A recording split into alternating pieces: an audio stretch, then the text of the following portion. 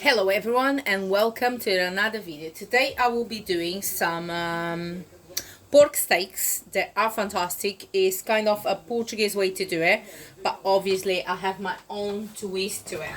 So in terms of ingredients, what would I use on mine? I will tell you each individual ingredient and I will show you step by step.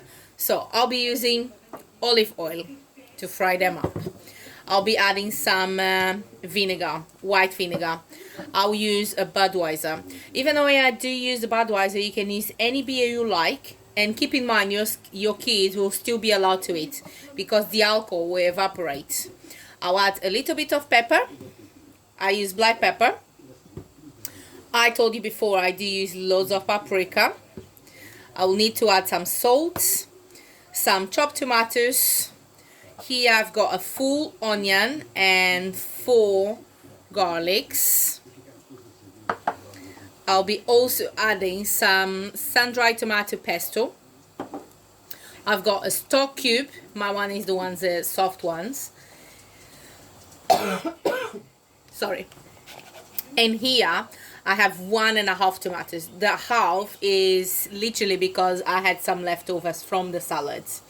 And the dish I will show you today, I'll be serving mine with some boiled potatoes and some boiled cabbage, because it's just to make healthy and everything.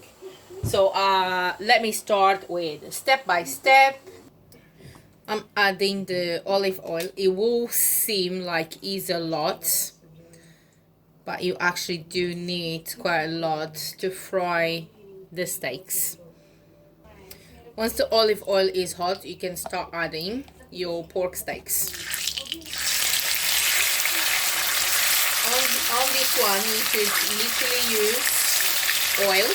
I do prefer to use olive oil as I think the flavor is much better on that one. So fry up all the steaks you have and then we'll move on to the next step.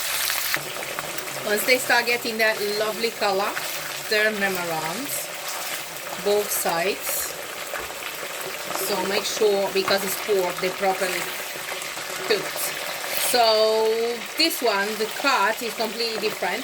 I normally now tend to buy my meats. If you're local, I do tend to buy my meat from Carla. I will tag her on the video. So it's like if you're local to Bishop Store for Braintree, you can also get the meat from them. This is a different cut. It's more like a Portuguese cut.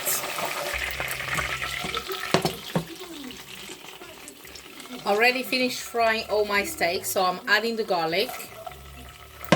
Leave it for about a minute. And soon I'll be adding the onions. Trust me, I wish you guys were here. The smell on the kitchen is fantastic. Really, really good. So I'm adding the full onion.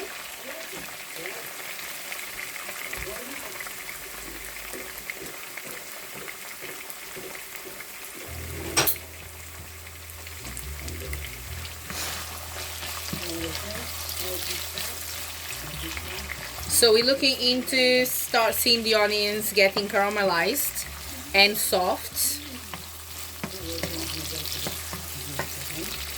So this is the stage where I'll start adding some flavor to it.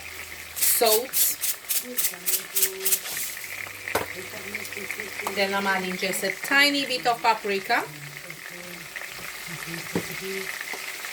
I'm adding the pepper.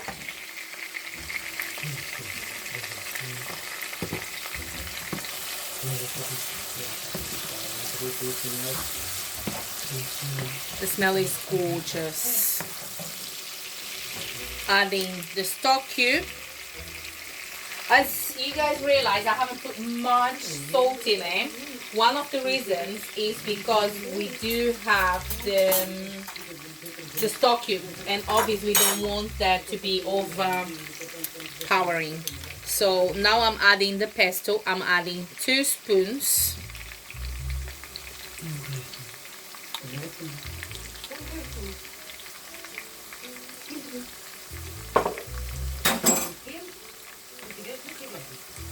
The peeled tomato coming in now is about 3 spoons on my case. One of the reasons I'm adding the 3 spoons is I don't want any more leftovers on that one. Then keep mixing. In few minutes I'll be adding a touch of vinegar, our peppers and the beer. At the moment it looks very pasty and everything, but will become a gorgeous sauce that we'll put on top of our steaks. This is the steaks I've been frying. On my case I only had 5. So obviously, like as I previously said to you guys on different videos, you always cook for the amount of people you have in your households. My potatoes are fully cooked. So the vinegar I'm adding is the cider vinegar. So obviously you can add whatever vinegar you have. Some people have the apple vinegar.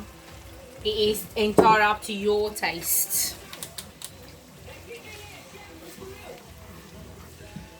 Do you see how the sauce is coming? Quite thick.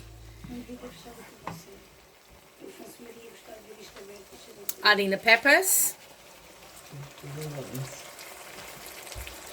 I have 2.5 peppers in here because as you can see, not even a half, is 2.25. The yellow one was just a leftover I had from the salads, and I didn't want another half in there, so I decided to just add all. Yeah, that's me.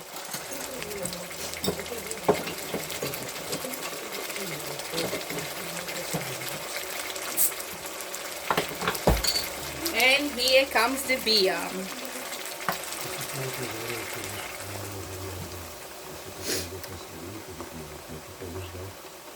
I just added half of the beer. Almost half.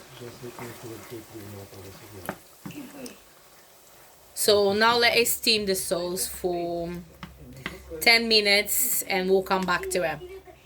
Because obviously we want to make sure the peppers are fully cooked and everything. As you can see now, the peppers are cooked already. Yeah, the sauce is quite thick. So if you want the sauce a little bit more loose, all you need to do is just add more beer. So on mine I did add a little bit while it was cooking, because obviously it's like it was getting too thick, so I decided to add a little bit more. And that consistency for us, it is perfect. We're having our one with boiled potatoes, as I previously said, and some cabbage. Please follow my channel. Once you try any of the recipes, please tag me, add a picture, add a video. It's entirely up to you. I hope you enjoyed that video. Thank you. And here is the final result. So on top of your pork steaks,